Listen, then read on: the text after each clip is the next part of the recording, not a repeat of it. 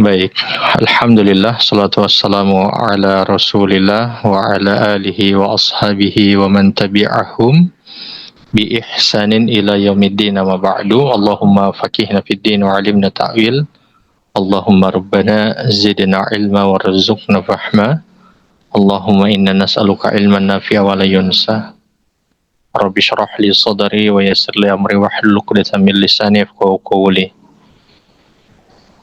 Ya, Alhamdulillah, kita banyak bersyukur kepada Allah karena Allah telah memberikan begitu banyak nikmat kepada kita.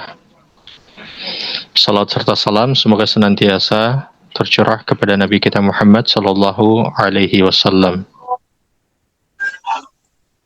Beliau merupakan suri tauladan yang terbaik untuk kita semua. Kita hari ini melanjutkan surat Hud ya, ayat yang ke-18.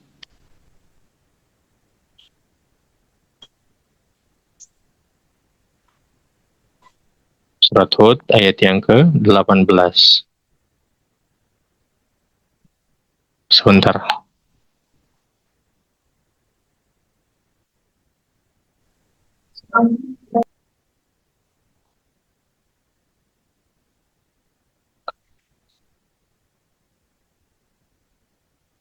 Jadi Allah Subhanahu wa taala berfirman, "Wa man adlamu mimman iftara 'ala Allahi kadziban."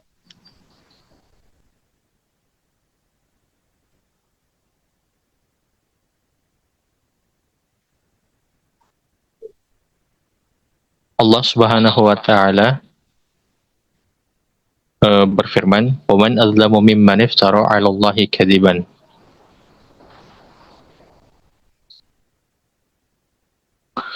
Ya, kata Allah, dan siapakah yang lebih zalim dari orang yang mengada-ngadakan suatu kebohongan terhadap Allah. Ini namanya kalau dalam kaidah bahasa Arab ini istifham inkari. Pertanyaan yang tidak butuh jawaban. Ini pertanyaan yang justru mengandung penolakan. Iya, pertanyaan yang mengandung penolakan. Karena dalam Al-Quran itu ada istifham hakiki, pertanyaan yang memang butuh jawaban, dan ada istifham inkari, dia seperti pertanyaan, tapi sebenarnya itu untuk penolakan. Dan kalau disebut dengan waman adlamu, artinya tidak ada orang yang lebih zalim kecuali orang yang disebutkan dalam ayat ini. Jadi orang yang lebih zalim atau orang yang sangat zalim dalam ayat ini adalah orang yang mengada-ngadakan suatu kebohongan terhadap Allah. Kalau dan siapakah? Ya kalau di kita namanya akal, bukan di kita ya. Kalau kaidahnya. Sebentar.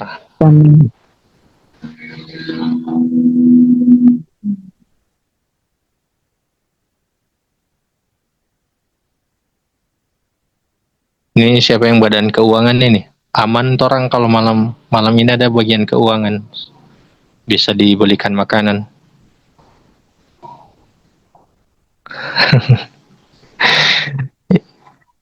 Ya, kita lanjut ya.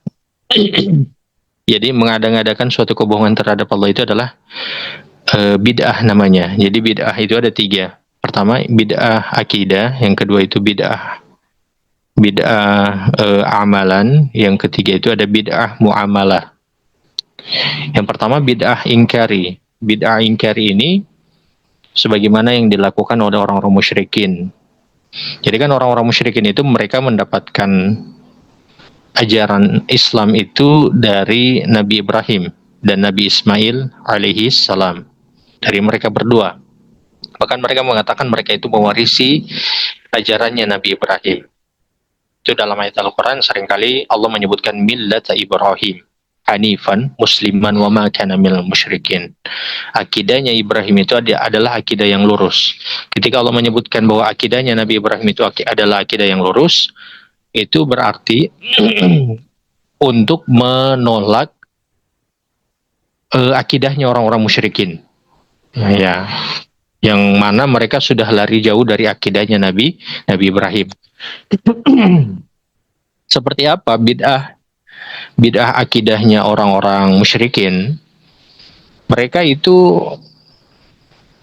ketika beribadah kepada Allah, Di waktu mereka beribadah ataupun meminta kepada Allah, mereka menggunakan wasilah, jembatan untuk peribadatan ataupun doa mereka kepada Allah. Makanya mereka itu menyembah ini Tuhan-Tuhan yang kecil, berhala-berhala yang kecil sebagaimana Hubal, kemudian yang berikut itu Manat, Lata, Uzza dan lain-lain.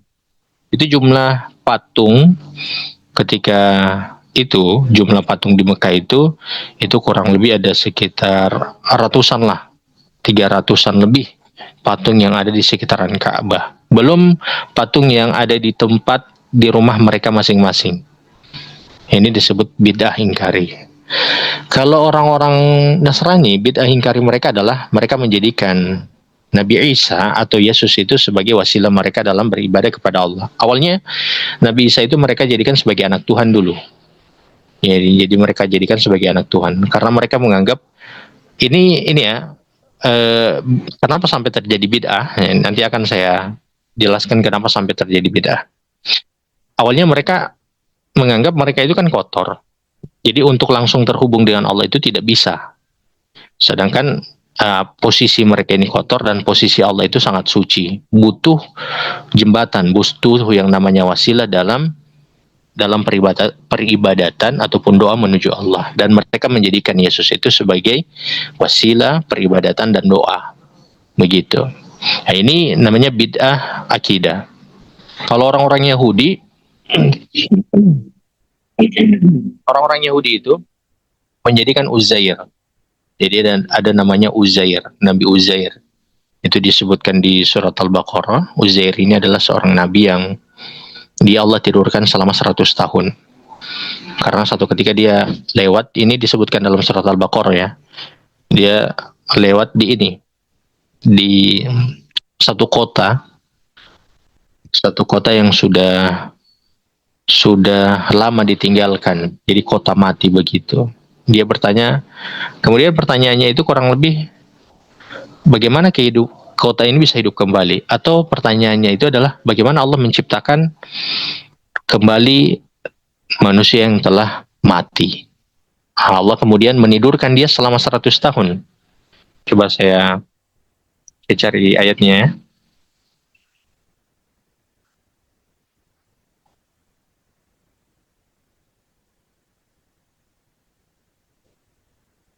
Ini di surat Al-Baqarah. Nah ini, kita ke surat Al-Baqarah sedikit.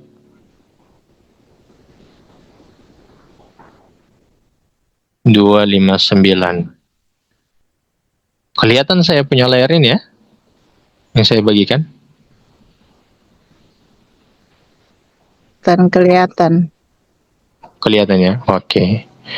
Nah, di sini atau seperti orang yang melewati suatu negeri yang bangunannya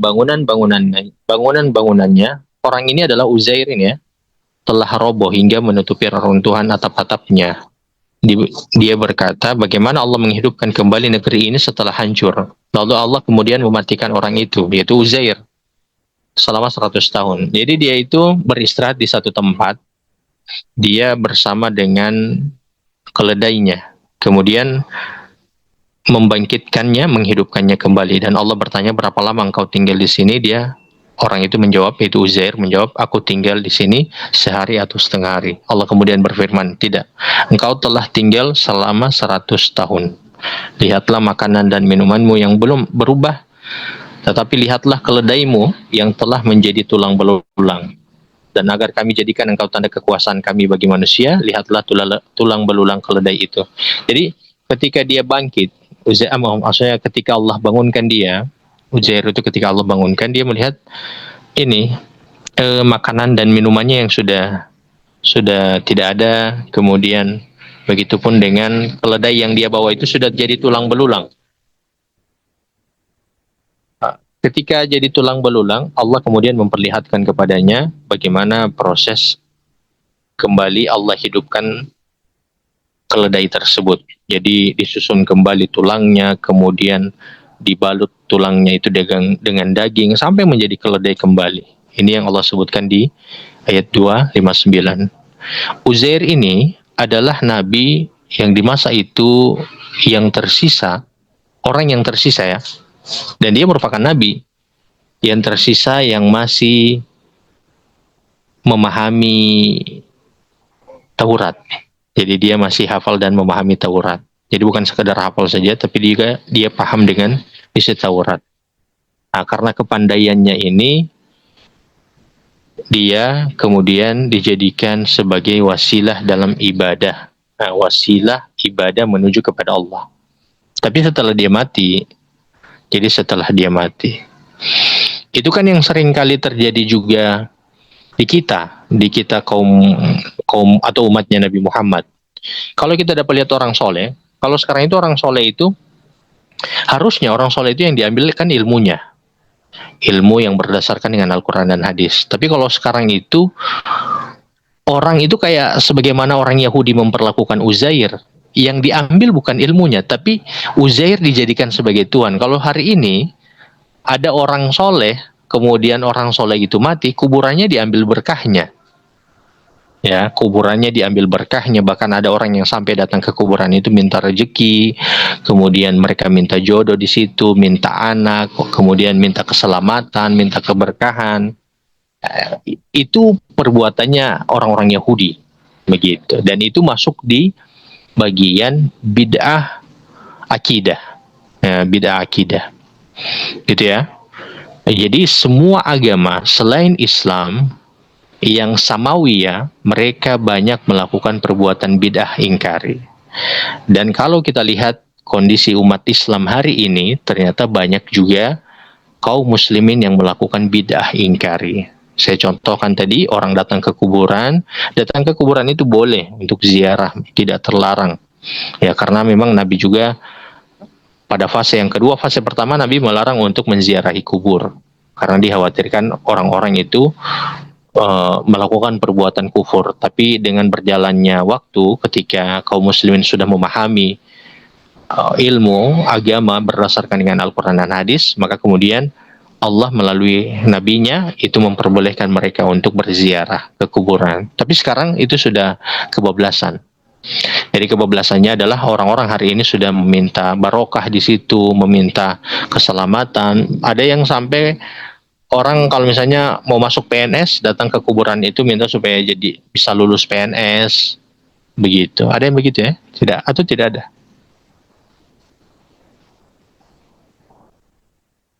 Tidak ada suaranya. Tidak tahu, Ustadz. Katanya IRT, jadi tidak tahu. Ya, jadi begitu, itu bid'ah ingkar ya. Kemudian ada bid'ah amalan. Nah, bid'ah amalan ini sebagaimana yang dilakukan oleh orang-orang musyrikin. Orang-orang musyrikin itu mereka kan memang syariat haji ini kan sudah dari Nabi Ibrahim. Tapi karena mereka sudah tidak tahu lagi, nah, saya mau jelaskan sedikit dulu kenapa sampai terjadi bid'ah akidah, kemudian bid'ah amalan. Itu karena Al-Quran dan hadis sudah ditinggalkan. Jadi Al-Quran sudah lagi tidak ditadaburi. Kalau di masa dulu itu wahyu yang diturunkan kepada nabi mereka itu sudah tidak lagi dipelajari. Ya, kalau sekarang mungkin Al-Quran ada pada kita masing-masing, tapi Al-Quran terbatas dipelajari hanya hukum tajwid dan makhrajnya. Atau paling tinggi adalah hafalan. Tidak sampai dipelajari makna ayat yang ada di dalam ayat Al-Quran itu. Jadi kalau kita itu harus punya ini sebenarnya, punya misi lah. Oh, dalam 3 bulan ini saya mau menghabiskan surat Yusuf misalnya. Apa ya di surat Yusuf ini? Kita baca tafsirannya, kita ikuti tadaburannya, mau offline ataupun online, kita mendengar ataupun kita baca juga beberapa kitab tafsir seperti itu. Kalau yang tidak bisa, maksudnya yang tidak biasa baca, boleh dengan mendengar. Jadi boleh dengan mendengar. Oke, begitu ya. Jadi kalau kita di hari ini juga jauh dari Al-Quran dan hadis, maka yang terjadi adalah munculnya bid'ah akidah ataupun bid'ah amalan sebagaimana yang terjadi pada umat-umat terdahulu. Saya kasih contoh bid'ah amalan ini.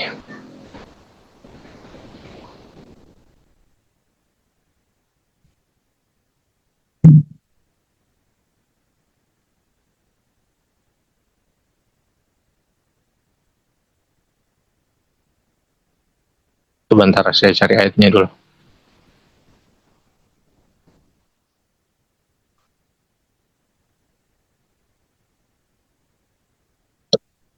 Surat Al-Baqarah ini, surat Al-Anfal ya.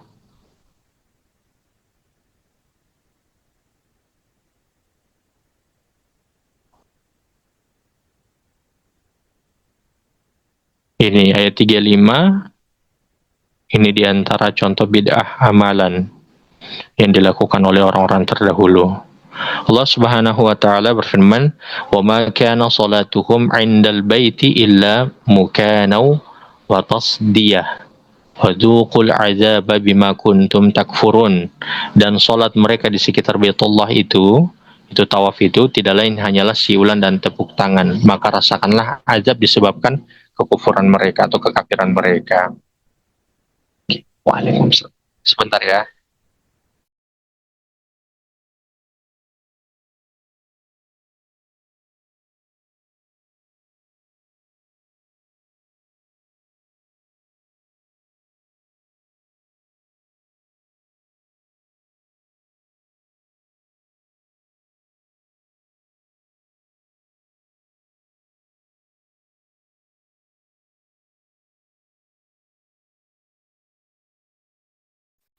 Oke, kita lanjut. Jadi, ini diantara contoh bid'ah amalan. Di antara contoh bid'ah amalan yang dilakukan orang-orang terdahulu itu, mereka tawaf sambil bersiul dan bertepuk tangan. Bahkan mereka itu ada yang tawaf dalam keadaan telanjang. Dalam keadaan telanjang ini disebutkan dalam surat At-Taubah ayat 28. Allah Subhanahu wa taala berfirman,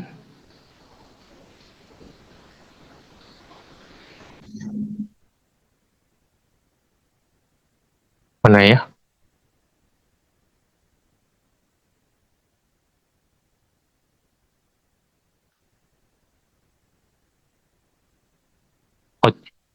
Dalam surat Al-Baqarah kalau tidak salah. Saya lupa ayatnya itu. Ya, pokoknya itu. Di antara amalan yang mereka lakukan kalau tawaf itu mereka dalam keadaan telanjang. Kenapa mereka tawaf dalam keadaan telanjang? Karena orang-orang Quraisy itu bikin aturan. Mereka meletakkan satu aturan dan dianggap sebagai rukun dalam tawaf. Itu baju yang dipakai untuk tawaf itu hanya baju yang dimiliki oleh orang-orang Quraisy. Jadi kalau misalnya mereka pakai baju yang bukan dimiliki oleh orang-orang Quraisy, maka amal ibadah mereka itu tidak diterima. Gitu, amal ibadah mereka itu tidak Allah terima. Seperti itu. Makanya dengan begitu, dengan aturan begitu, orang-orang Quraisy itu bikin ini jasa sewa pakaian. Nah, karena hanya di mereka saja yang punya hak bahkan dimasukkan dalam rukun ibadah tawaf di masa itu, mereka kasih tinggi sekali harga sewa itu. Jadi harga sewa untuk pakaian itu mereka kasih tinggi sekali. Nah, kalau orang yang tidak punya uang, maka mau tidak mau mereka itu tawaf dengan telanjang. Tapi tawaf dengan telanjang ini mereka lakukan di malam hari, mau laki-laki ataupun perempuan. Na'udzubillahi min dzalik. Ini diantara contoh bid'ah amalan. Kalau orang-orang Nasrani, mereka itu melakukan bid'ah amalan itu dengan makan roti buaya sama ini anggur. Mereka katakan itu darahnya Yesus di kayu salib. Begitu, baru roti buaya itu dagingnya tubuh Yesus. Jadi mereka ikut mereka ikut makan. Jadi mereka itu kalau ada amalan yang mereka lakukan bikin perandaian begitu. Jadi mereka bikin andai, kemudian mereka jadikan itu hukum. Lalu kemudian mereka melakukannya. Nah, di kita hari ini ada pula seperti itu. Ada orang yang misalnya mau sholat, dia takbirnya itu lama sekali. Dia bilang harus mau kasih masuk di hati dulu yang ada sebut ini. Itu Allahu Akbar itu harus mau kasih masuk betul-betul di hati. Tapi dia takbir itu lama, imam selesai baca Al-Fatihah, dia masih berusaha untuk memasukkan, dia bilang. Masih masuk itu kalimat takbir itu di dalam hatinya. Jadi kembali lagi, semua kaitan dengan masalah akidah ataupun amalan, kita harus kembalikan semuanya kepada Al-Quran dan hadis. Tapi bukan kita hanya bilang, saya sudah kembali ke Quran dan hadis. Ternyata dia tidak mentadaburi Al-Quran. Hanya sekedar bilang, saya sudah kembali ke Al-Quran dan hadis. Itu keliru. Makanya kalau kita tidak mentadaburi Al-Quran, kita tidak kembali kepada Al-Quran, dua kesalahan yang terjadi. Yang pertama tadi, akan terjadi banyak kerusakan dalam hal agama dengan banyaknya perbuatan bid'ah dari bid'ah akidah maupun bid'ah amalan. Yang kedua, kalau kita tidak mentadaburi Al-Quran, banyak sesuatu yang merupakan bagian daripada amalan, bahkan bagian daripada perbedaan pendapat, kayak kunut misalnya, ternyata dibid'ahkan. Nah, itu juga tidak boleh. Jadi, hal yang ada bagian daripada agama ternyata dibid'ahkan, itu juga tidak boleh. Jadi kita ini pertengahan, gitu. Ya, saya melihat kalau secara pribadi melihat ada orang yang terjerumus pada perbuatan bid'ah, ada orang yang sebenarnya dia bukan bagian bid'ah tapi dibid'ahkan. Nah, itu juga harus hati-hati. Makanya supaya kita itu benar dalam menjalankan agama kita ini, kita harus kembali ke kitab kita ini, yaitu Al-Quran dan hadis dengan kita pelajari. Ada yang menarik, ada perdebatan di tweet. Lagi perdebatan tentang ateis.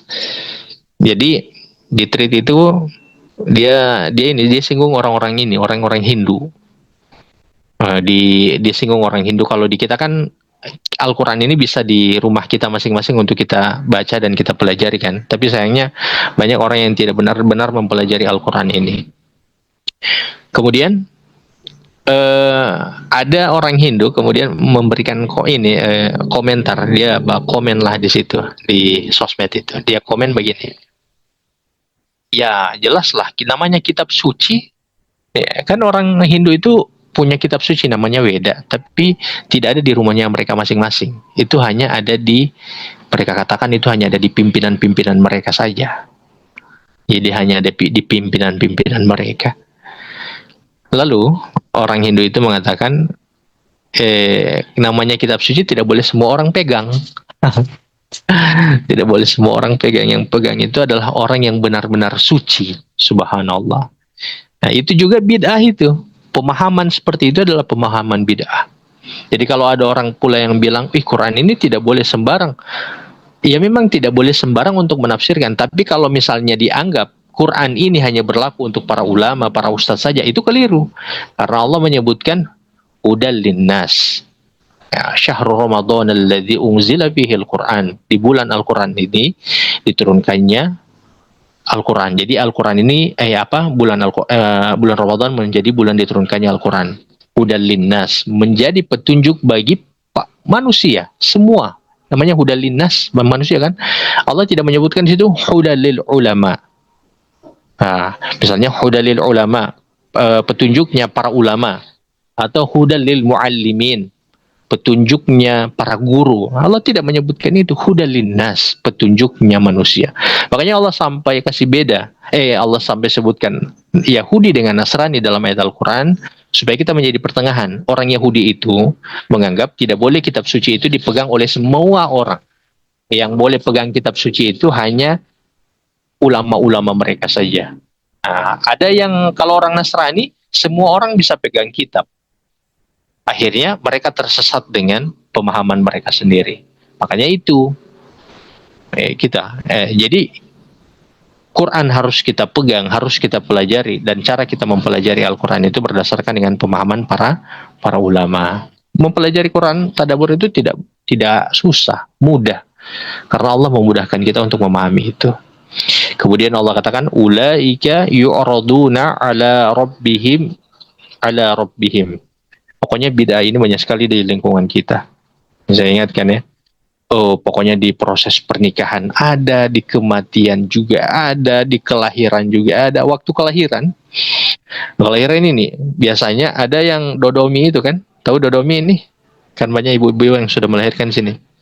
Baru dodomi itu kan cuma daging begitu. Kalau mau dibuang boleh buang. Sembarang buang saja, tidak ada ritual macam-macam di dodomi itu. Kalau misalnya lebih aman supaya anjing tidak mau makan, maka dia digali saja, digali kemudian dimasukkan dodomi itu ke dalam tanah. Mau ada tabungkus, tidak tabungkus, tabungkus lebih baik supaya tidak mau ini. Mau apa lagi mau buka kalau misalnya kan sudah dibungkus kamarnya dari rumah sakit begitu. Cuman ada ritual itu, dodomi itu dianggap sebagai bagian daripada anak itu. Akhirnya dikubur, kemudian ditaruh lilin, dibacakan mantra-mantra, itu bagian daripada bid'ah itu. Nah, masalahnya itu dilakukan oleh orang-orang yang mengaku sebagai muslim. Nah, dan bid'ah akidah ataupun bid'ah amalan, kedua-duanya ini dosa yang besar. Ya, dosa yang sangat-sangat besar. Bukan dosa yang kecil ya, dosa yang besar. Bahkan ancamannya itu batal syahadat. Ya, batal syahadat. Ya, karena mengingkari Allah, meminta keberkahan di kuburan misalnya, atau mengingkari Nabi, ya, karena membuat amalan-amalan yang tidak sesuai. Cuman tadi saya ingatkan, jangan yang tidak bid'ah kemudian kita bid'ahkan, misalnya kayak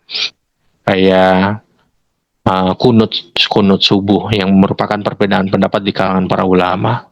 Ada orang bilang, oh ini perbedaan, padahal itu merupakan bid'ah. Bardi bilang ini kan perbedaan, makanya harus belajar kita. Kalau bid'ah muamalah itu boleh. Bid'ah muamalah itu boleh dilakukan dan tidak masalah selama tidak diharamkan. Misalnya jam tangan, mobil, motor, naik pesawat, pakai tab, pakai HP, pakai laptop, dan seterusnya. Itu namanya bid'ah muamalah dan itu tidak berdosa selama tidak haram. Gitu. Kemudian Allah Subhanahu wa taala berfirman, raduna ala rabbihim, mereka itu yang melakukan bid'ah, kata Allah, yuraduna ala rabbihim, mereka itu yang melakukan hal yang demikian, mereka itu akan dihadapkan kepada Tuhan mereka.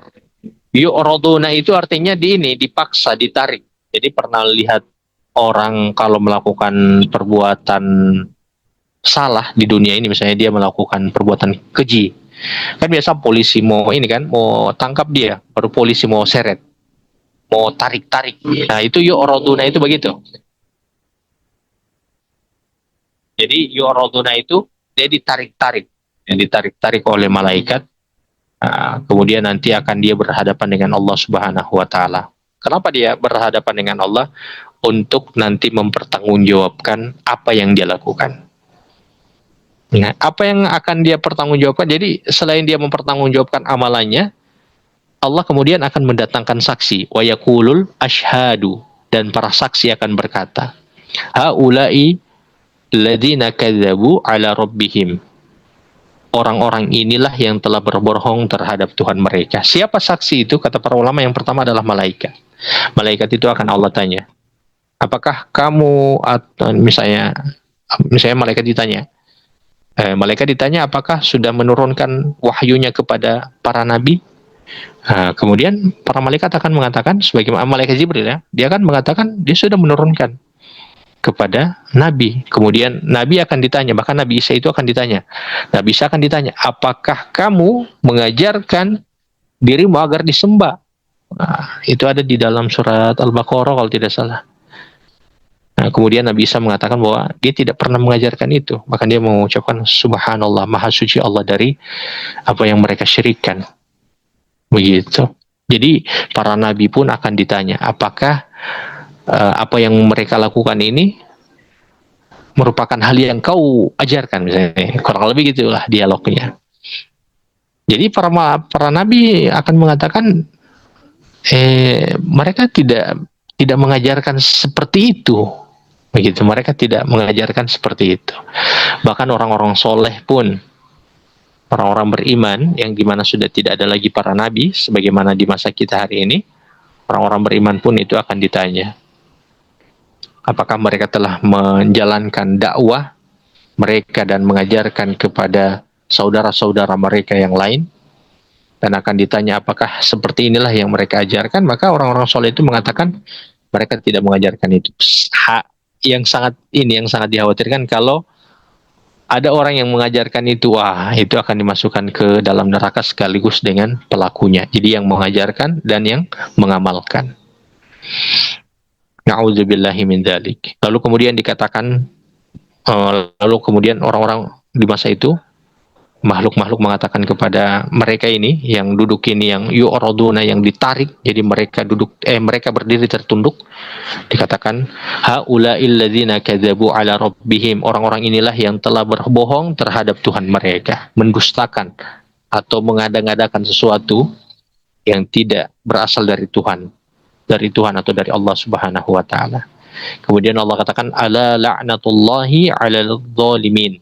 Ingatlah laknat Allah ditimpakan kepada orang-orang yang zalim. Siapa orang-orang yang zalim? Kembali lagi, yaitu orang yang melakukan perbuatan yang mengada-ngada atau kebohongan terhadap Allah Subhanahu wa taala. Jadi Allah sangat-sangat melaknat mereka. Karena mereka melakukan perbuatan itu. Laknat itu artinya jauh dari rahmat. Kalau sudah jauh dari rahmat, tidak ada kemungkinan untuk bisa masuk ke dalam surganya Allah Subhanahu wa taala.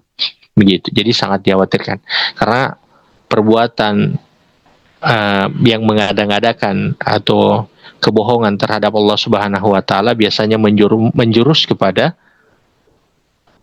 sesuatu yang bisa membatalkan syahadat. Begitu. Tapi saya ingatkan kembali ya. Jangan kita bagian pertengahan, karena hari ini juga kita dapati ada orang yang ekstremis. Ya, ada juga orang yang terlalu longgar-longgar lah. Nah, menjadi orang tengah ini butuh hidayah dari Allah Subhanahu wa taala. Kemudian Allah Subhanahu wa taala berfirman, alladzina yasudduna an sabilillah, yaitu yang mereka menghalangi dari jalan Allah. Ini uraian lagi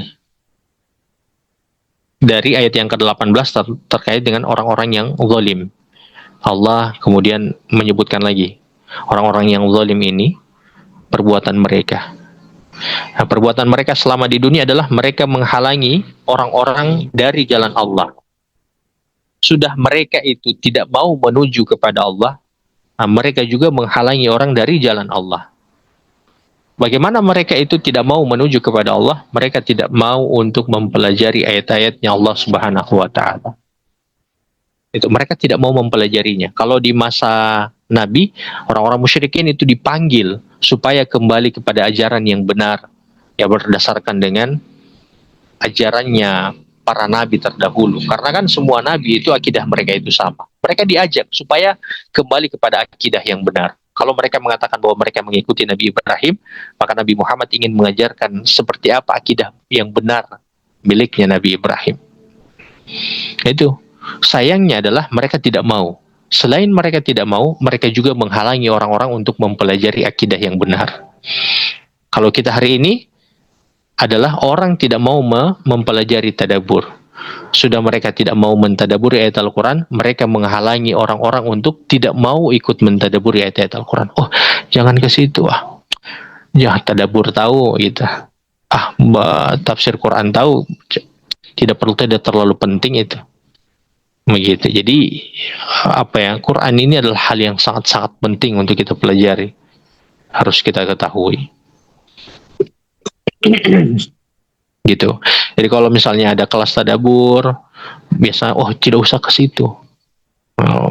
Jadi kita sekarang itu kalau ada orang yang berbicara, kalau dia berdasarkan dengan Al-Quran dan hadis, mau orang yang terdekat dengan kita, mau yang sekomunitas kita, ataupun di luar komunitas kita, maka harus kita terima. Karena ukuran kita bukan dengan orang yang dekat dengan kita atau orang yang bersama dengan kita, tapi ukuran kita menerima kebenaran itu, apa yang dia sampaikan. Kalau berdasarkan dengan Al-Quran dan hadis, maka harus kita terima. Nah, itulah yang kemudian Nabi ajarkan kepada umatnya. Yang kata Nabi, tidaklah aku tinggalkan kecuali dua hal yang dimana umat itu tidak akan tersesat, yaitu Al-Quran dan hadis-hadis Nabi Shallallahu Alaihi Wasallam. Begitu. Kemudian yang berikut,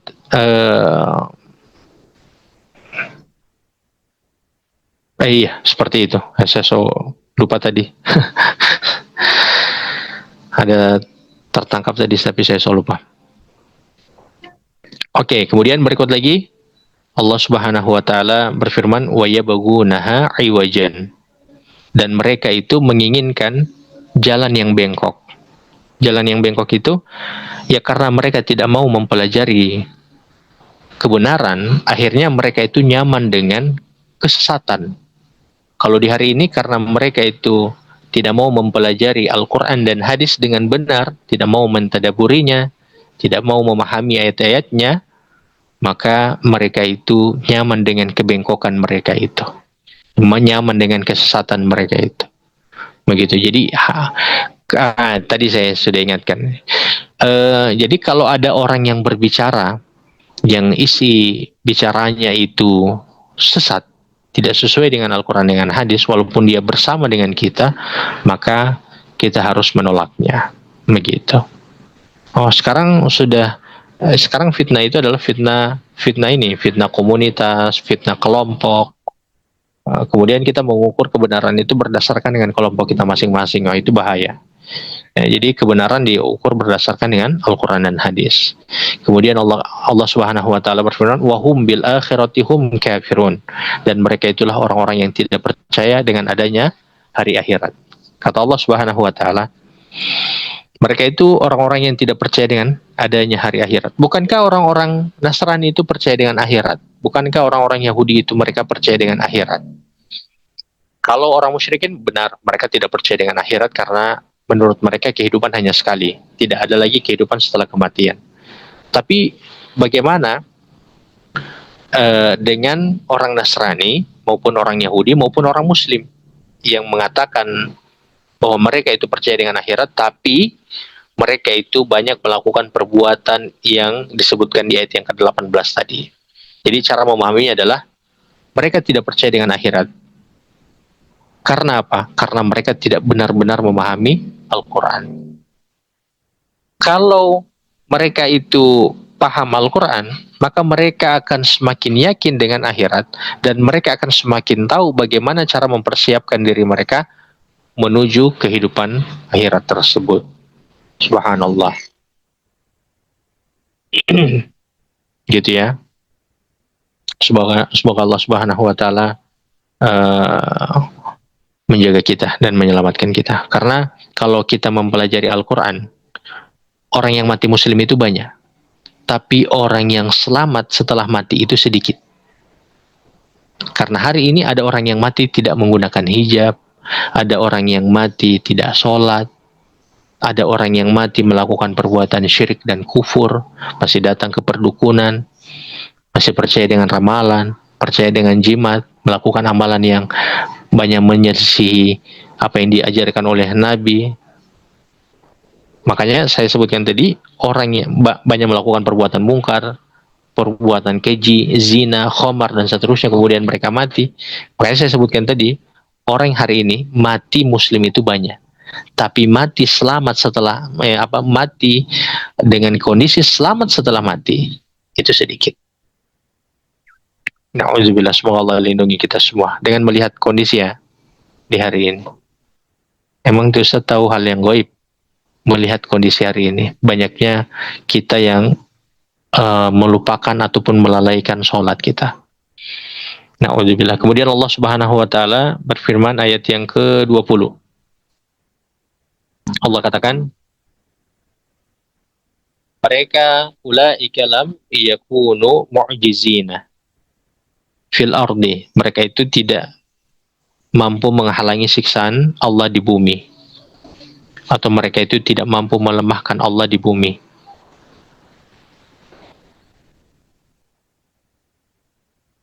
Jadi karena perbuatan dosa mereka yang sudah banyak dengan bid'ah akidah maupun bid'ah amalan, itu bukan berarti mereka itu bisa lolos dari azab Allah. Nah, mereka melihat yang sangat dikhawatirkan itu adalah mereka menganggap apa yang mereka lakukan itu benar, bahkan berpahala. Itu bahaya itu. Nah, perbuatan yang sudah keliru, sudah salah, tidak berdasarkan dengan wahyu, tapi dianggap benar, bahkan berpahala.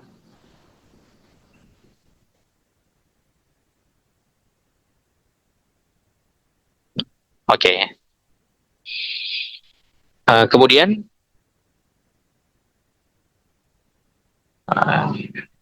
gitu. Sebentar.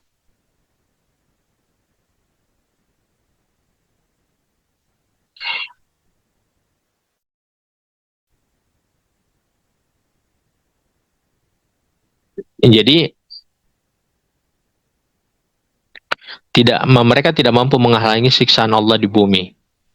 Nah, karena mereka itu mungkin karena mereka juga menganggap diri mereka itu kuat, punya kekuasaan, punya harta, punya pengaruh dan seterusnya, sehingga mampu untuk mempengaruhi uh, kalangan umat mereka yang bawah. Ya, biasa orang-orang Yahudi begitu. Mereka sudah tahu itu salah, tapi karena ada keuntungan secara finansial, secara materi di situ, mereka bertahan dengan hal tersebut. Jadi ada di masa dulu itu, di masa Nabi, ya dia bukan di masanya, iya dari masa Nabi, kebiasaan orang-orang Yahudi. Jadi kalau misalnya ada orang yang melakukan perbuatan mungkar, menumpahkan darah, kalau dia orang kaya, itu ini dibahas di surat apa ya? Saya lupa ini. Surat Al-Baqarah. Bukan surat Al-Baqarah ini. Orang kaya itu hanya dilap dengan kayak dengan arang, dihitamkan wajahnya. Tapi kalau misalnya orang yang menumpahkan darah itu orang susah, itu harus ditumpahkan darahnya juga.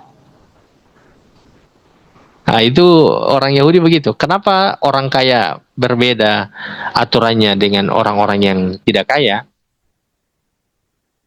Karena orang kaya itu memberikan uang kepada pendeta-pendeta mereka di masa itu, rohib-rohib Yahudi itu, supaya hukuman yang diberikan tidak sampai hukuman ditumpahkan darah pelakunya.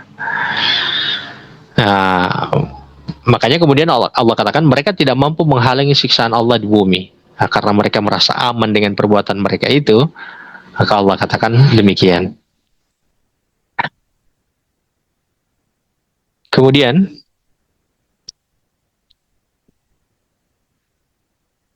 Allah katakan wa ma kana lahum min dunillahi min auliya.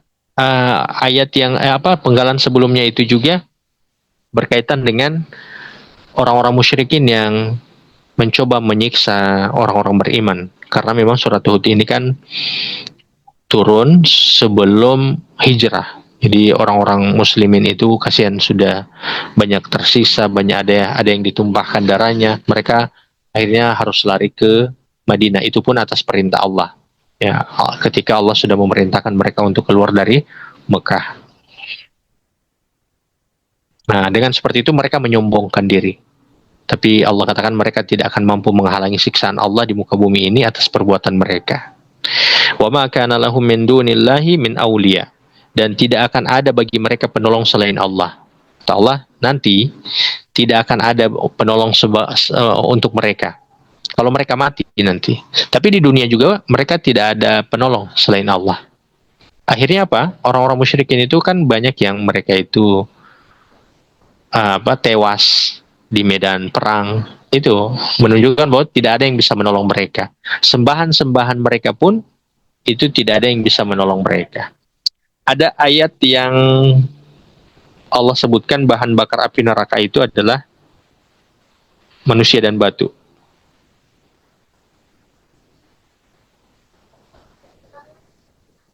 Tunggu saya cari ayatnya. Ini hadir berapa orang ya? 38 orang. Masya Allah. Alhamdulillah. Semoga Allah subhanahu wa ta'ala istiqomahkan kita. Amin. Amin ya Rabb. Amin ya Rabbal alamin. Oke, lanjut ya. Di surat Tahrim ayat ke-6.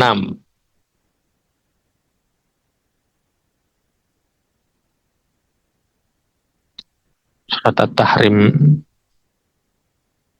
ini Allah Subhanahu wa taala berfirman, ya ayyuhalladzina amanu qu anfusakum wa ahlikum naron wa quduhan nas wal hijara.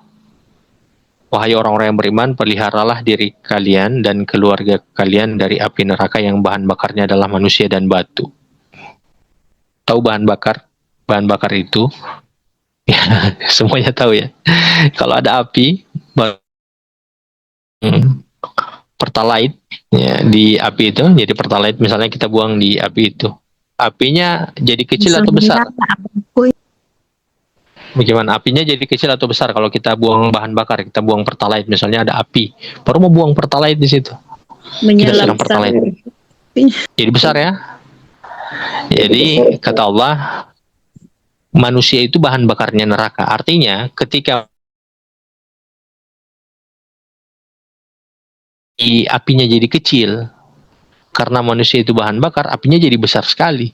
Jadi semakin manusia dilempar ke dalam dengan jumlah yang sangat banyak, semakin menyala api neraka itu. Begitu. Jadi jangan diibaratkan manusia itu kayak pasir. Kalau semakin banyak berarti api neraka itu tertutupi. Tidak. Allah katakan waquduhan nas. Bahan bakarnya api neraka itu adalah manusia. Baru yang kedua, bahan bakarnya itu adalah wal hijaro. Batu juga. Batu apa yang dimasukkan ke dalam neraka adalah sembahan-sembahan mereka.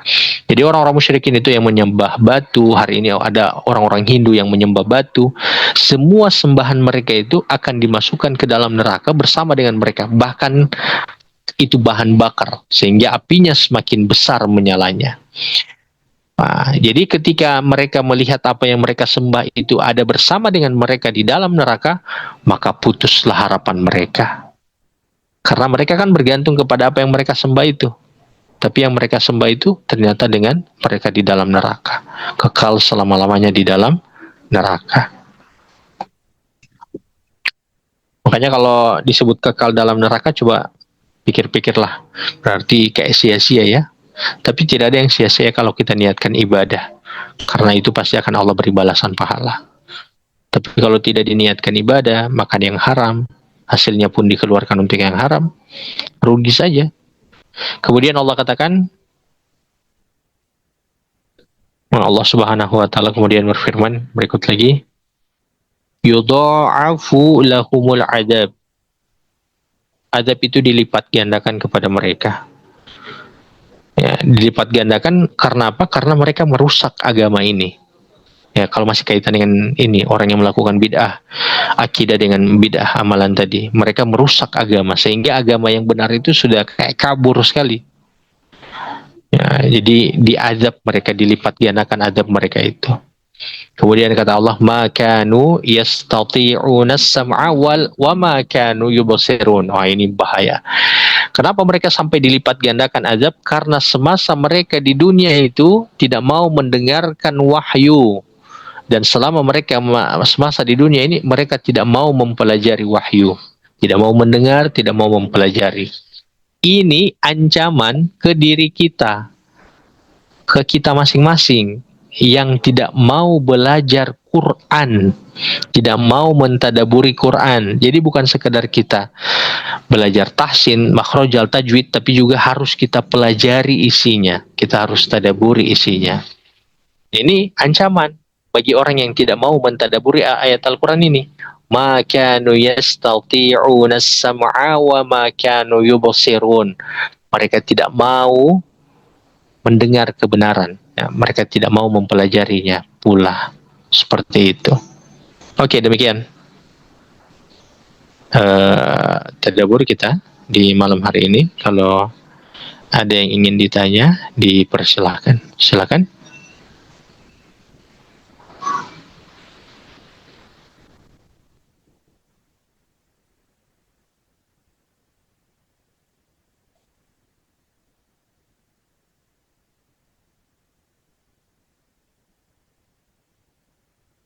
Iya, silakan.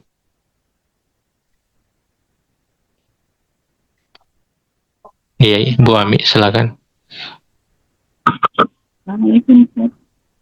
Ya, waalaikumsalam warahmatullahi wabarakatuh. Tentang bid'ah itu, bagaimana jika misalnya ada apa dia suasana duka bagi kita, kondisi duka dari orang yang meninggal, terus kita kan hendak takziah, Ustaz. Nah, setelah takziah itu keluar Suaranya Ibu Ami kurang Kurang jelas.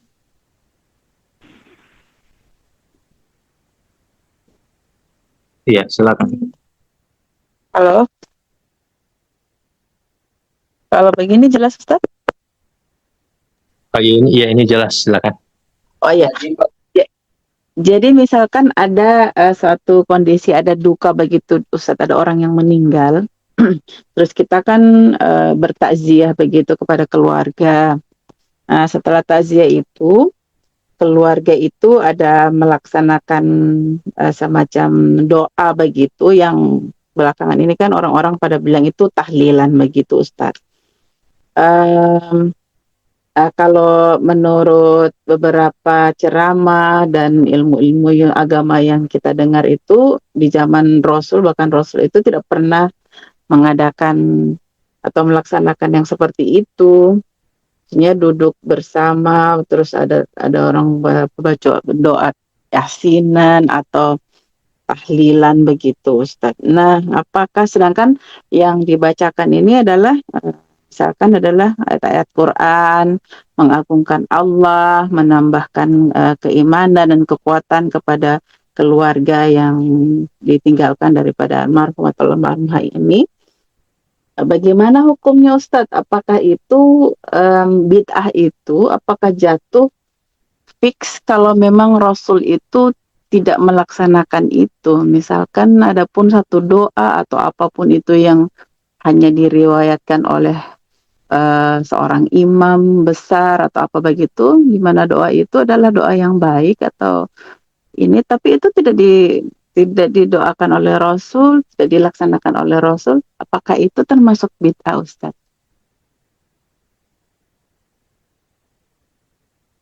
Oke, baik.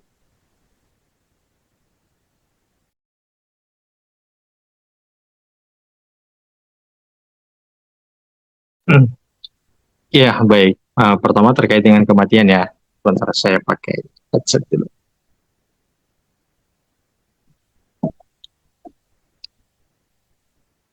Oke, tes suara saya jelas ya? Jelas Ustaz? Oke, pertama terkait kematian dulu. Jadi kalau misalnya terjadi kematian, apa yang harus dilakukan oleh pihak keluarga? Yang pertama yang harus dilakukan oleh pihak keluarga adalah menguburkan si mayit. Oke, menguburkan si mayit, nanti biaya penguburan itu diambil dari harta si mayit. Tapi kalau misalnya ada orang yang ingin menyumbang untuk biaya pemakaman itu, maka boleh. Ini yang pertama. Kemudian kepada siapa diberikan uang uang itu atau biaya-biaya itu, pertama diberikan kepada orang yang memandikan, kemudian orang yang mengkafani, kemudian orang yang menggali kubur dari si mayit. Yang lain mungkin hanya transportasi lain-lain. Kemudian yang berikut yang harus dilakukan oleh pihak keluarga adalah melunasi hutang si mayit. Jadi melunasi hutang si mayit. Kemudian yang berikut lagi, yang ketiga adalah memenuhi wasiat. Kalau misalnya si mayit ini dia berwasiat, ini pun wasiat ini beda. Kalau wasiat kepada ahli waris dengan non ahli waris itu berbeda. Kalau wasiat kepada ahli waris itu bisa batal apabila ahli waris yang lain itu tidak setuju. Kecuali kalau misalnya semua ahli waris setuju dengan wasiat itu, maka wasiat itu jadi sah. Tapi kalau misalnya iya begitu. Yang kedua adalah wasiat kepada non ahli waris. Wasiat kepada non ahli waris ini tidak boleh diganggu gugat oleh ahli waris. Misalnya si mayit ini berbilang, oh ini harta saya mau kasih ke panti asuhan, atau misalnya dia mau berikan kepada anak angkatnya, atau mau misalnya dia berikan kepada sepupunya. Itu tidak boleh diganggu gugat oleh ahli waris. Tapi ada catatan. Catatannya adalah harta yang bisa diwasiatkan kepada non ahli waris itu hanya sepertiga dari harta yang dimiliki oleh si mayit, tidak boleh keseluruhan hartanya. Kemudian setelah wasiatnya dipenuhi, yang harus dilakukan oleh pihak keluarga adalah membagi harta warisan itu berdasarkan dengan aturan hitungan waris, aturan hitungan waris yang ada di dalam Al-Quran maupun hadis Nabi Shallallahu Alaihi Wasallam, seperti itu. Kemudian yang berikut yang bisa dilakukan oleh pihak keluarga ataupun orang lain, yaitu selama 3 hari untuk takziah, berkunjung kepada keluarganya si mayit ini. Nah, mereka berkunjung kepada keluarganya si mayit. Misalnya yang meninggalkan suaminya, maka boleh ibu-ibu datang ke istrinya. Batasannya itu 3 hari. Boleh lewat dari 3 hari, boleh 4 hari, 5 hari, boleh. Bahkan orang-orang yang dari luar pun itu boleh datang. Misalnya kalau perjalanan menghabiskan waktu 5 hari, boleh datang ke sana di hari ke-6, hari ke-7, hari ke-8, dan seterusnya itu boleh. Nah, yang seperti itu boleh. Cuman yang berikut lagi, apa yang dilakukan oleh pihak luar untuk datang kepada keluarga yang ditinggalkan, yang harus dilakukan oleh pihak dari luar, itu yang pertama adalah membawakan sesuatu yang bisa dibawa. Bisa dibawa uang, bisa dibawa eh, bahan makanan mentah, bisa juga dibawa di bawah makanan masak yang sudah masak. Bisa juga yang ketiga, kalau memang tidak punya apa-apa, bisa bawa diri dengan tujuan apa? Memberikan nasihat, memberikan motivasi, memberikan dukungan kepada misalnya istrinya yang ditinggalkan oleh suaminya itu. Nah, itu yang harus dibawa ke sana. Lalu kemudian ketika sampai di sana, berbicara dengan istrinya ini, menyabarkan dia, kemudian menghiburnya dengan, saya mau bacakan Quran ya. Ya, jadi baca Quran ini terjadi perbedaan pendapat di kalangan para ulama. Ada yang menyebutkan bacaan Quran ini bisa sampai kepada si mayit, dan ini pendapatnya Imam Ahmad bin Hambal. Tapi pendapat Imam Syafi'i menyebutkan tidak sampai bacaan Quran itu. Tapi ini sebatas bacaan Quran. Bacaan Quran bisa bacaan apa saja. Mau baca surat Al-Fatihah boleh, Al-Baqarah boleh. Jadi tidak mesti Yasin. Ya, jadi surat apa saja boleh. Kalau ingin mengambil pendapat yang bacaan Quran itu bisa sampai kepada si mayit. Kalau misalnya mengambil pendapat yang tidak sampai bacaan Quran itu, maka datang ke sana itu dengan memberikan nasihat, memberikan motivasi, menghibur dia, memberikan penguatan bahwa kita pun semua akan mati, seperti itu. Nah, sampai di sana kalau misalnya itu kalau cuma bawa diri ya, tapi kalau misalnya bawa makanan, kita panggil dia untuk makan bersama, baru dia bilang ke kita, saya juga ada kue, boleh saya mau sedia kamar, itu boleh dimakan. Jadi boleh dimakan karena memang dia tidak mempersiapkan itu dengan berat, dengan penuh jiwa raga. Kan biasa kalau sekarang itu penuh dengan jiwa raga acara makan-makan itu kan. Nah, itu yang tidak boleh. Jadi kalau misalnya kita datang ke sana, baru dia ambilkan kita air, dia sediakan kita teh, itu boleh diminum. Karena itu hal yang ringan-ringan. Hal yang ringan-ringan yang tidak memberatkan dia. Dan kita memang juga bawa diri dan bawa sesuatu yang bisa kita bawa. Nah, jadi lalu kemudian doa. Kalau doa bebas saja. Misalnya ibu-ibu datang ke istrinya itu. Kemudian setelah dengan istrinya itu, berdoa, misalnya kita doakan semoga suamimu diampuni, semoga suamimu juga diangkat derajatnya dan kamu bisa bertemu dengan dia nanti di surganya Allah Subhanahu wa taala. Doa seperti itu boleh. Nah, ini yang saya sebutkan ini yang tadi adalah insya Allah hal yang dibolehkan.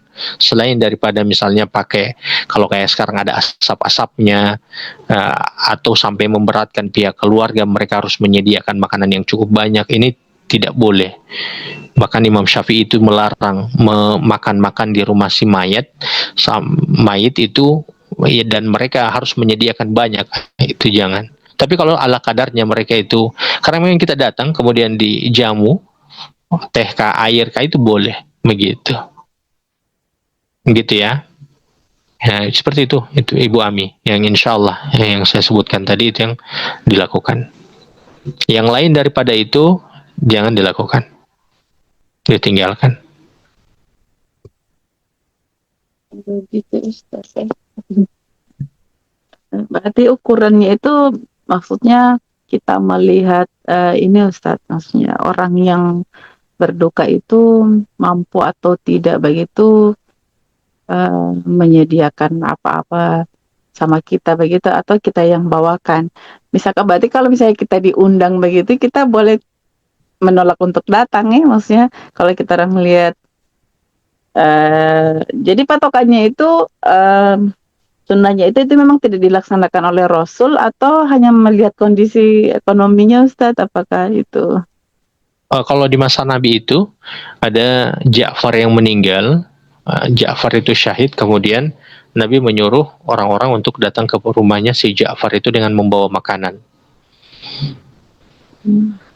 Ya, harusnya seperti itu. Jadi pihak keluarga itu jangan diberi beban apapun. karena mereka lagi berduka. Jadi tujuan kita namanya takziah itu artinya menghibur, bukan memberatkan.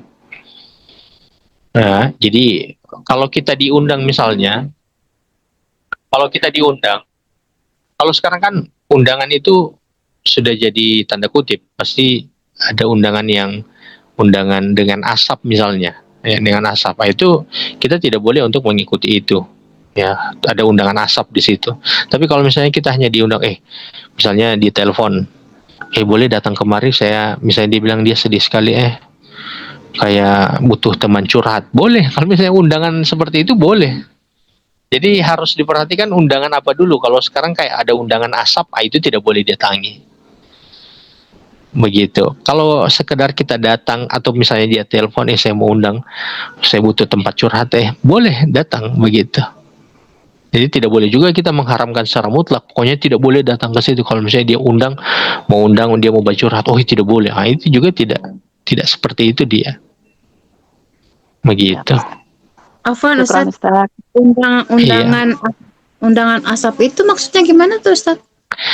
Undangan tahlilan. Jadi undangan tahlilan itu yang asap-asapnya itu. Jadi kita tidak datang di yang seperti itu. Begitu. Jadi kalau kita misalnya memang tujuan takziah, memang kita datang kepada keluarganya. Jadi kita datang kepada keluarganya dengan kita membawa makanan, kemudian kita menghiburnya, atau kita misalnya memberikan dia uang. Apalagi kalau misalnya kepala keluarganya yang meninggal, otomatis kan dia bersedih. Kemudian kan untuk beberapa hari kan dia butuh untuk beli sesuatu dan seterusnya, begitu. Itu Allahu a'lam. Seperti itu. Oke, ada lagi? Ada Ustaz. Assalamualaikum. Waalaikumsalam warahmatullahi. Iya. Iya. Ini Ustaz, bila ini kalau ada duka, yang meninggal ini tidak mempunyai anak, tidak mempunyai istri. Kemudian dia meninggalkan harta. Itu ahli warisnya siapa? Pembagiannya gimana? Tidak ada sama sekali keluarganya. Ada tidak saudara, ada sama sekali keluarganya. ada ibunya, ada ibu, ibunya sama ada. Saudara. Iya. Nah, hartanya ini buat siapa? Ibunya sama saudaranya. Karena penerima utama dari ahli waris itu penerima utama. Iya. Jadi yang pertama adalah pasangan. Yang kedua jalur ke atas itu bapak sama ibu. Iya. Kakek juga dapat dia. Kalau ada kakek ke atas. Kemudian ke bawah itu dapatnya itu ke anak. Jadi penerima utama itu pasangan, kemudian orang tua utama, kemudian yang berikut adalah anak. Ini penerima utama. Kalau penerima utama ini ada laki-laki, masih ada bapaknya atau ada anak laki-lakinya, maka saudara tidak akan dapat. Oh gitu. Nah, saudara tidak akan dapat. Tapi kalau dia tidak punya anak laki-laki atau sudah tidak punya lagi bapak, maka harta itu akan jatuh ke ibu. Ke ibu, kemudian ke saudara-saudaranya. Coba saya hitung. Yang meninggal laki apa perempuan? Laki-laki. Dia punya istri? Tidak menikah. Oh, tidak menikah. Iya. Masih punya ayah, punya ibu? Tinggal punya ayah, ibu. Ayah ada? Sudah meninggal. Oh, sudah meninggal. Meninggal lebih dulu dari dia? Iya. Oke. Oke. Cuman ibu ya, anak otomatis tidak ada karena tidak punya istri kan? Iya.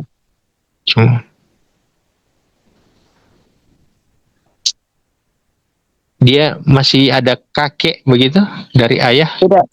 Sudah tidak ada, tinggal ibu saja sama tidak saudara. Ada. Iya. Jadi penerima utama itu saya sebutkan tadi adalah penerima utama adalah orang tua ya. Jalur ke atas ke orang tua itu bisa terhalangi sama bapak sama ibu. Oh iya. Bapak sama ibu. Saudara laki-laki berapa? 4. Saudara laki-lakinya? Iya, 4. Masih 4. hidup? Empat-empatnya. Masih. Iya, Saudara perempuannya? 1. Yang tua perempuan. 1. Oke. Dia tidak punya mama tiri, Tidak, bapak tiri, tidak ada. tidak ada. Iya, Oke, jadi ibunya itu dapat, kalau dikonversi 100%, ibunya itu Iya. dapat 16,67%. Kemudian saudara laki-lakinya masing-masing yang 4 itu dapat 18,52%, dan saudara perempuannya yang 1 itu dapat 9,26%. Begitu. oh iya. Oh iya. Kalaupun harta ini kita gunakan untuk sebelum dibagi itu kan untuk ahli waris, apa kita bisa gunakan untuk badal haji? Tidak boleh. Orang kalau sudah mati dia tidak punya harta, itu sudah miliknya ahli waris. Oh. Jadi diserahkan dulu kepada ahli waris, kemudian nanti ahli waris itu yang secara sukarela mau memberi atas nama si mayit. Karena orang kalau sudah mati itu tidak punya harta lagi. Oh gitu ya. Oh, iya. Jadi kalau orang sudah mati dia sudah tidak punya harta. Harta yang dia punya itu sudah milik orang lain. Jadi kalau ada orang yang ini hartanya semua kasih di panti asuhan semua, maka orang yang mengambil keputusan itu dan bersama-sama melakukan itu mengambil hak orang lain. Hak siapa yang diambil adalah ahli waris dari si mayit ini. Begitu. Jadi jangan atas nama sedekah kemudian mau melakukan aturan seperti itu. Tidak boleh. Itu sama dengan mencuri, itu mengambil hak orang lain. Jadi dibagikan dulu untuk ibunya, saudaranya, kemudian dari saudara kalau memang ada keikhlasan untuk melakukan untuk badal hajinya, itu keikhlasan dari keluarga ya, dari ahli waris. Keikhlasan itu pun tidak boleh dipaksa. Jadi tidak boleh karena ini mentang-mentang dari dia, dari si mayit, lalu kemudian pihak keluarga lain mengatakan ini kan hartanya dia, kamu harus tahu diri. Itu tidak boleh begitu. Itu sudah haknya ahli waris, itu sudah hartanya mereka. Perhitungannya sama tanah, uang begitu, hitungannya 16, 17. Iya, hitungannya sama. Dia konversi dari 100% itu hitungannya seperti itu. Nanti kalau ada dia punya tanah, dia punya rumah, nanti itu ditukar-tukar saja. Misalnya ahli waris yang saudara laki-laki yang pertama, dia bilang saya mau ambil uang saja, bagian tanah saya konversikan saja ke uang. Nanti bagian tanah itu kalian ambil, saya mau ambil bagian uang saja. Begitu. Nah, apabila itu tidak dilaksanakan, maksudnya tidak dibagi secara merata ke saudaranya, apa berdosa ya, Ustaz? Apa berdosa? Baik, saya kasih lihat ayatnya ya. Maaf. Ya. Iya, tidak apa-apa. Tidak apa-apa. Supaya semuanya juga tahu. Karena memang pembagian ahli waris ini masih banyak orang yang tidak melakukannya. Ya ini Ibu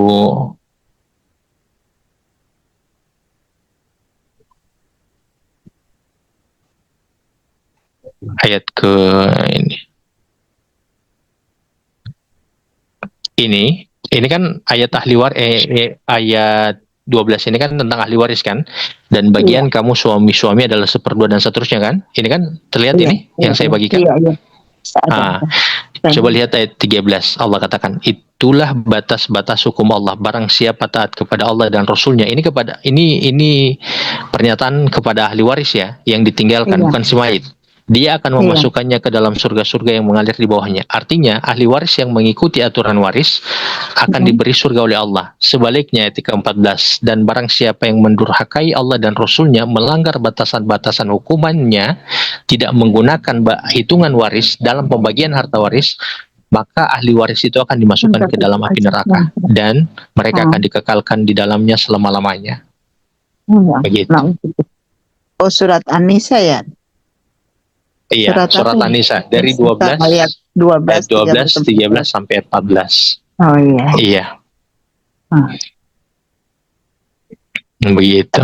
Ya, kita itu kan bukan keluarga saya, cuman orang lain. Apa kita bisa memberikan Iya. masukan itu ke mereka? Apa kita tidak, Iya. maksudnya tidak gimana ya, karena mungkin kalau mereka melaksanakan tidak, mereka melaksanakan iya, iya. kan itu bagus, tapi kalau mereka tidak melaksanakan, kita tidak berdosa kan, Pak Ustadz?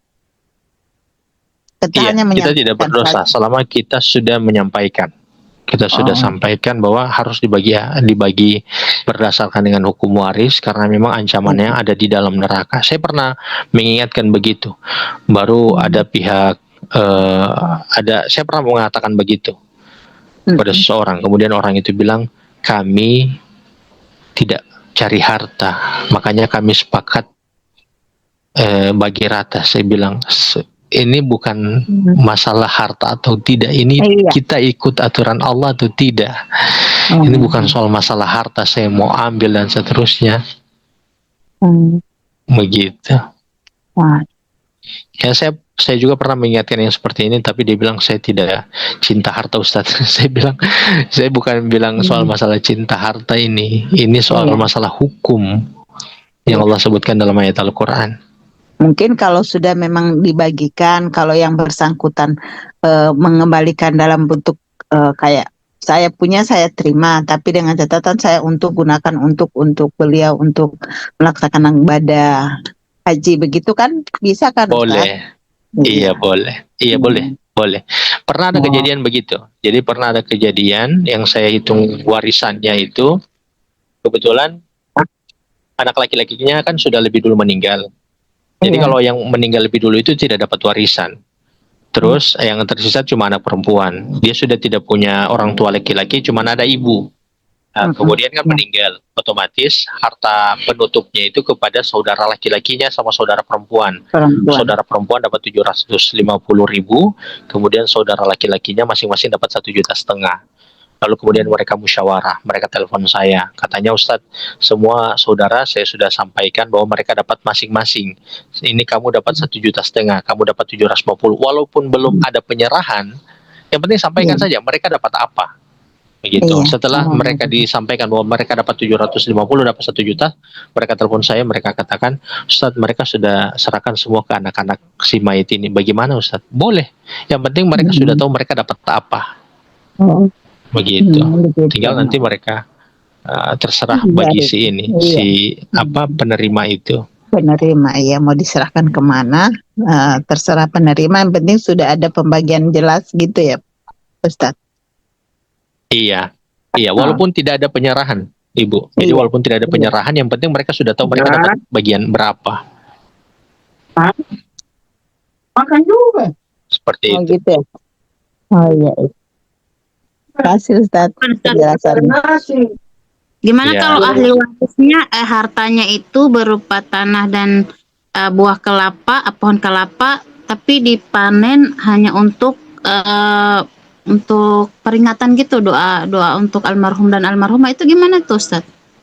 Pokoknya namanya kalau si mayit itu, kalau si mayit seseorang sudah mati, dia sudah tidak punya harta lagi, itu sudah milik ahli waris itu.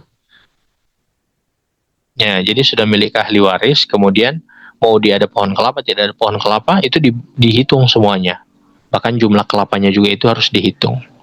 Nanti mempergunakannya, kalau misalnya, ini ahli waris, kemudian dipergunakan untuk, bagusnya itu tidak usah bikin ritual seperti itu. Datang berinfak saja, bersedekah atas nama si mayit. Misalnya dapat orang fakir miskin di sebelah rumah, kasih. Kemudian niatkan itu atas nama si mayit. Misalnya pergi ke panti asuhan, kasih di situ. Atau jangan ke panti asuhan, terlalu jauh di panti asuhan. Ada orang-orang susah di sekitaran kita, kiri kanan depan belakang.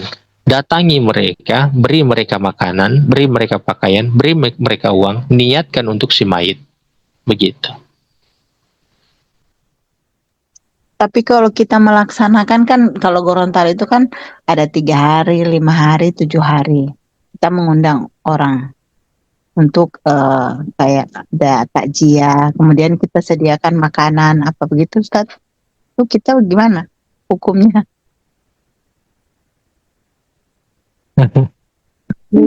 Makanya tadi yang saya jelaskan dari awal Iya. tadi, yang bisa Yang dilakukan beratap oleh itu pihak ya. keluarga itu saja dulu. Jadi pihak keluarga hanya menunggu saja di rumah. Jadi menunggu di rumah itu menunggu untuk dihibur. Jadi yang memiliki tugas itu adalah orang yang di luar. Pihak keluarga itu tidak boleh direpotkan, dan pihak keluarga tidak usah lagi melakukan misalnya ada ritual-ritual tertentu. Cukup saja misalnya kalau mengambil pendapat yang bacaan Quran, boleh baca Quran, misalnya baca Quran sendiri saja, tidak usah perlu undang siapa. Kalaupun misalnya mau undang karena belum bisa baca Quran, boleh, tidak masalah, misalnya satu orang saja. Tapi kalau mengambil pendapat yang baca Quran itu sampai begitu. Nah, jadi cuma baca Quran saja, tidak usah ditambah-tambah dengan yang lain. Begitu. Hukumnya berdosa itu ya Pak Ustaz? Ya namanya kalau misalnya menyelisihi apa yang diajarkan oleh Nabi, tentu itu berdosa. Ya, makasih Begitu. Ustaz. Ya. Iya. Oke, seperti itu. Sama-sama. Baik, semoga ini bisa bermanfaat bagi kita semua. Intinya adalah kita kembalikan semua.